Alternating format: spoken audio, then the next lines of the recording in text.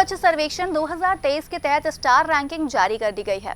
इस रैंकिंग में एक पायदान ऊपर चढ़ते हुए नोएडा ने वाटर प्लस सर्टिफिकेट हासिल कर लिया है और इस वर्ष भी नोएडा ने गार्बेज फ्री सिटी में 5 स्टार रेटिंग हासिल की है। वैसे स्वच्छ सर्वेक्षण 2023 की फाइनल रैंक 11 जनवरी को आधिकारिक रूप से जारी की जाएगी और राष्ट्रपति द्रौपदी मुर्मू इसी दिन स्वच्छ सर्वेक्षण के विजेताओं को सम्मान प्रदान करेंगी। फिलहाल इससे जुड़ी जानकारी केंद्रीय आवासन और शहरी मंत्रालय की ओर से पोर्टल पर अपलोड की गई है। अब इन सब बातों के बीच ये जानना जरूरी है कि आखिर वाटर प्लस क्या होता है। वाटर प्लस और गार्बेज फ्री सिटी का टैग किन मानकों को ध्यान में रखते हुए किसी शहर को दिया जाता है। पर वाटर प्लस पर बात करें उससे पहले कुछ बातें स्वच्छ सर्वेक्षण के बारे में भी जान लेते हैं। इससे पहले एक नजर डालते हैं सर्वेक्षण से जुड़ी कुछ अहम बातों पर। 11 जनवरी को दिल्ली में होने वाले इस कार्यक्रम में विभिन्न श्रेणियों के तहत 110 से अधिक पुरस्कार प्रदान किए जाएंगे। अकेले राष्ट्रीय श्रेणी में 20 से अधिक पुरस्कार होंगे।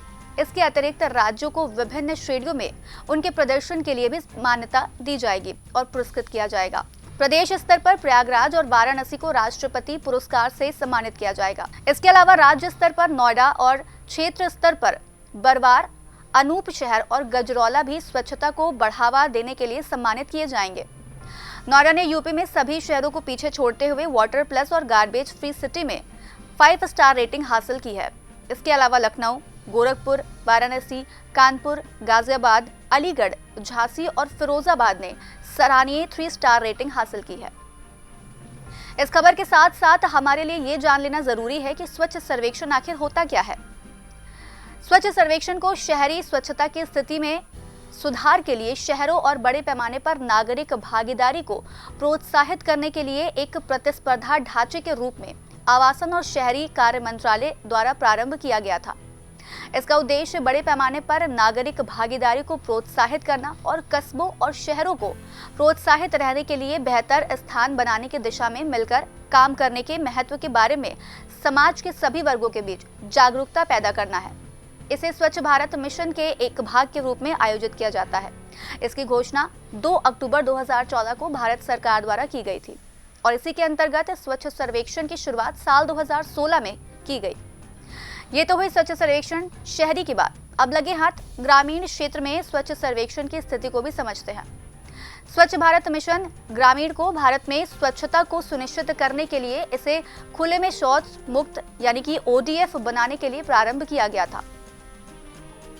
स्वच्छ सर्वेक्षण के तहत कई श्रेणियों के अंतर्गत पुरस्कार दिए जाएंगे, लेकिन इसमें वाटर प्लस और गार्बेज फ्री सिटी की कैटेगरी काफी अहम होगी।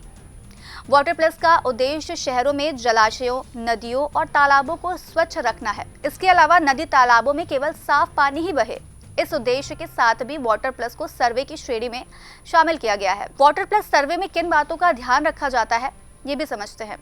इस सर्वे के तहत नियमों की बात करें तो वाटर प्लस सर्वे में नदी का पानी काला नहीं दिखना चाहिए। इस सर्वेक्षण के लिए सभी घर ड्रेनेज लाइन या फिर सेप्टिक टैंक से जुड़े होने चाहिए। नालों और नदी में किसी भी प्रकार का सूखा कचरा तैरता नहीं नजर आना चाहिए।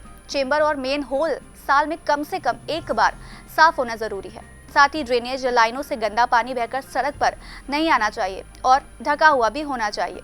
इसके साथ ही सीवरेज वाटर का ट्रीटमेंट कर कम से कम 25% पानी सड़क की धुलाई, गार्डन, खेती सहित अन्य कामों में इस्तेमाल किया जाना चाहिए।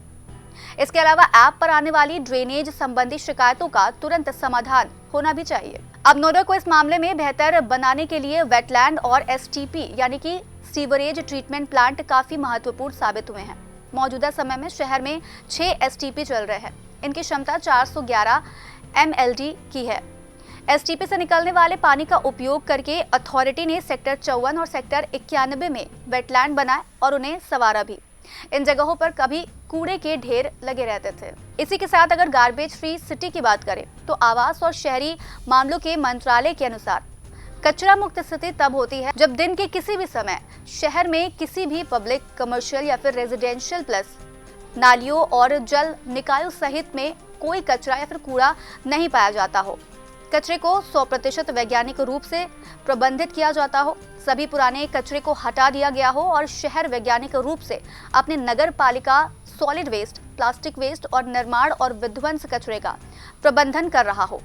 सफाई की दृष्टि से स्वच्छ सिटी का टैग पाने के लिए उत्पन्न कचरे में लगातार कमी और शहर का दृश्य सौंदर्यीकरण होना चाहिए। अब स्वच्छता के मामले में नोएडा की पूर्व स्थिति को समझते हैं। साल 2022 में नोएडा ने 10 लाख तक की आबादी वाले शहरों में 5वीं रैंक हासिल की थी और सभी श्रेणी में देश में 11वां नंबर था। 2021 में 10 लाख तक की आबादी वाले शहरों में रैंक 4 थी और देश में 11वीं रैंक थी। दोनों ही बार बाकी मानकों में नोएडा का प्रदर्शन शानदार था। महज वाटर प्लस से शहर चूक रहा था। 2011 में परिणाम में नोएडा की स्थिति इतनी बेहतर थी कि अगर वाटर प्लस मिल जाता तो देश नंबर 2 शहर बन जाता। 2022 के रिजल्ट में भी यही स्थिति थी, यानी साल 2022 में नोएडा को वाटर प्लस सर्टिफिकेट नहीं मिल सका।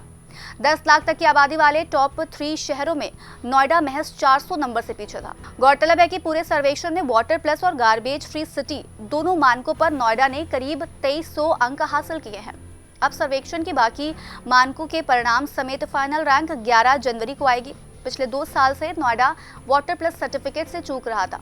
इस वजह से रैंक में सुधार तो हुआ, पर नोएडा टॉपर नहीं बन पा रहा था। हालांकि इस बार दोनों मानकों पर परिणाम बेहतर आने से नोएडा की उम्मीद फाइनल रैंक को लेकर बढ़ गई है।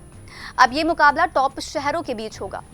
तो बस आज कार्यक्रम में इतना ही। हम फिर मिलेंगे कुछ नई जानकारी के साथ। तब तक के लिए आप देखते रहें और करते रहें बातें यूपी की।